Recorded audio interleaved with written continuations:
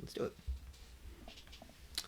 All right, there I am. A little short. Good morning, everybody. Welcome to another episode of Breakfast with Disaster, where we tell you all the worst things that can happen to you, hopefully to help you to avoid them. Why do we know about that? Because we work here at SERVPRO. I don't think you can see it on my shirt. I really am short today. Someone has altered my chair to throw me off my game. But we're the folks who clean them up, right? So I spend all sorts of time thinking about these things, and I spend an awful lot of my time talking about them, specifically doing trainings, etc., having classes for folks. And I recently had to do a training for, well, had to, it was a privilege, but I did a training for a group, and I really wanted to make it interesting for them. And I thought, what's the most interesting thing that's going to keep everybody kind of engaged? What's just like common denominator for anyone? Topic ended up being dogs. Whole thing was dog themed. And I thought that was pretty clever on my part. As you know, I have two dogs of my own, ZD and Homer here. And here they are lounging on an ottoman together. I love these two. I learn a little bit from them every single day. Here's ZD wrapped up in her bed. I can look at her if I'm, stressing out, losing my mind, and I see her wrapped up in her little comforter here in bed 5 times her size, and I can remember that, like, things aren't that serious. I can look at my little goofball Homer here, and he's probably rolling around on the ground at any given moment, showing me his belly, trying to get me to play with him or something, and I can remind myself that, yeah, things aren't that serious. I think there's just so much that we can learn with dogs, and in thinking about what kind of dogs to bring into this training, I came across one type, and I was like, that would make a pretty good mascot for SERVPRO. And I'll tell you who it was. The Greyhound. And so we've got a Greyhound here. Actually, I think this is a Whippet. I'm limited in the photos that I can use to royalty-free ones, and people sort of mislabel them. So if you guys are like Greyhound fans and you know that this is not a Greyhound, please do not call me out. They're very interesting dogs, right? They got a very distinctive look. They look great in a turtleneck. But they have a handful of qualities that I think would make them just absolutely perfect SERVPRO mascots. Because, what is a mascot, right? It's yes, a guy in a suit, but it's also supposed to be emblematic of the best qualities of your institution. I don't really know what a Nittany Lion does, but I'm sure it means something to Penn State. And good morning. Oh, yeah, we got dogs today, Haley. Good morning, Lisa, Jackie, Lynn, everybody who's watching. Today's a dog-friendly episode. We're trying to pick a new mascot for SERVPRO. I think it should be a Greyhound, and there are kind of 2 big reasons why. Famously, Greyhounds. Very fast breed of dog. We all know this. They race. I don't necessarily know anything about the ethics of that. I have to imagine it's a little questionable, but they are the fastest dogs on earth. When they are racing, they average about 40 miles an hour when they're at like full tilt, which is super, super fast. It's as fast as your car. There's plenty of, I don't know how scientific they are, but plenty of videos on YouTube you can find of people comparing their land speed with like cheetahs and other famously fast animals, and greyhounds, compared to me or you, kind of hold up. Why is speed important in my SERVPRO mascot? I think the answer is kind of obvious. The nature of the work that we do is so much based on speed, on urgency, on keeping up a breakneck pace to make sure that things go well. Consider your average after-hours water damage call. It's 2 in the morning, it's Saturday, and someone needs help.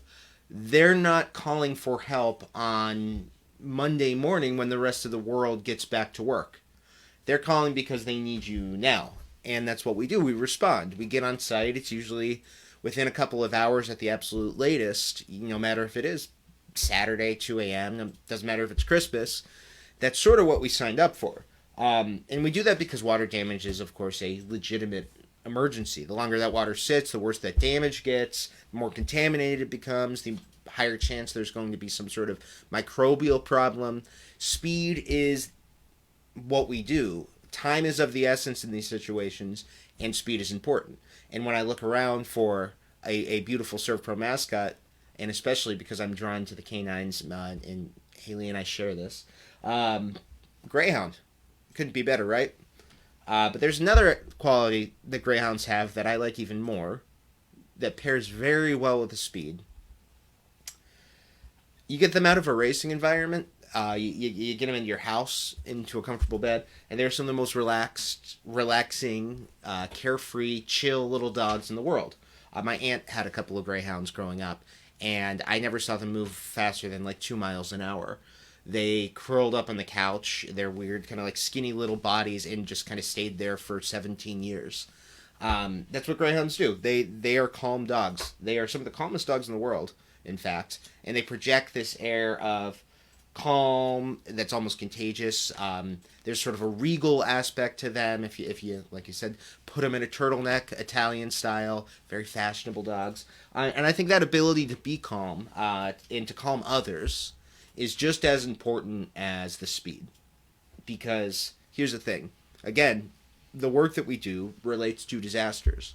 And any kind of disaster in your home or business is going to be really difficult for you. And not just the nuts and bolts of it, not just the here's what I do now and the work of it, but the emotional side of it, the psychological side of it is just as, if not more challenging for most people.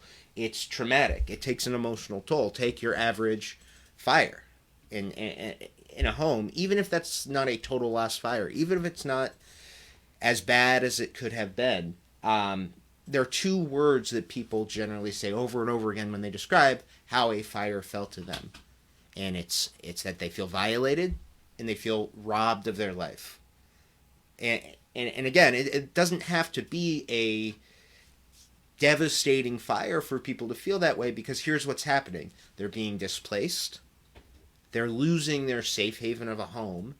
And they're being forced to ask themselves all sorts of questions they never really thought they'd have to ask themselves again, like, where do I stay? How do I dress my children? What do we eat?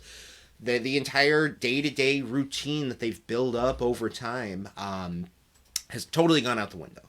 And that is really distressing to people, on top of just the moment of discovering in your safe home where you sleep and live your life, something like a fire that can, really, no pun intended, cause all of that to go up in smoke.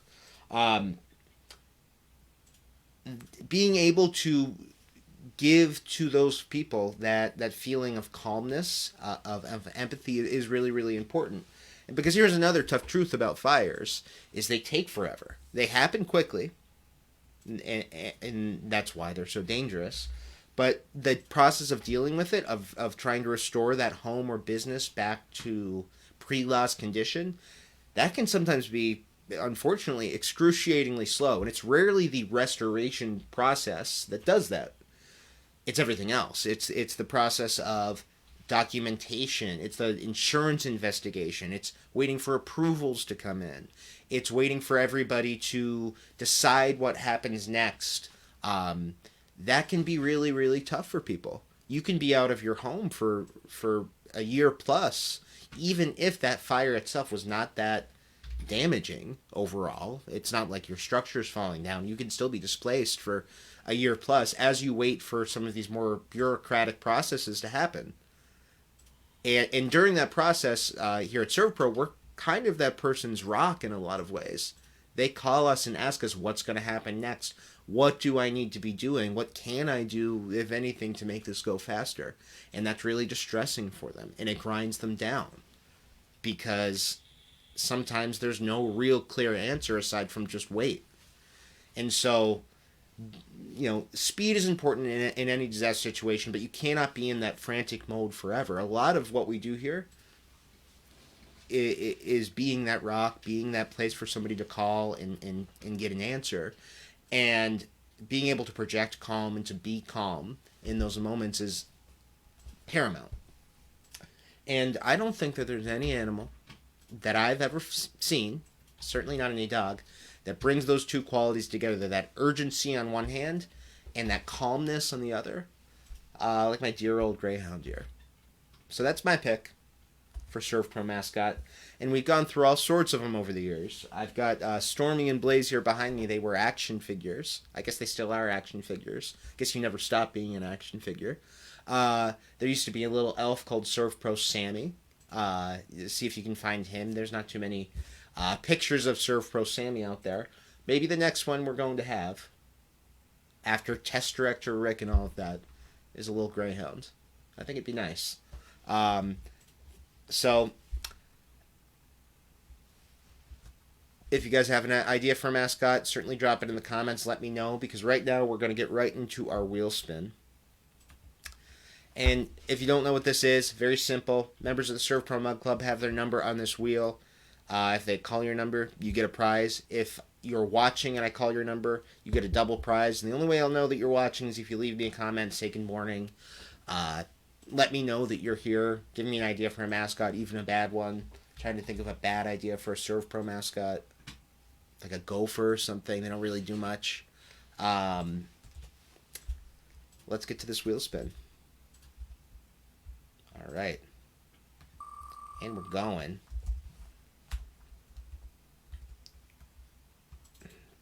Doesn't appear to be spinning on screen. Oh, there we go. 189. That's great. I just got to pull this up here. My database decided to freeze.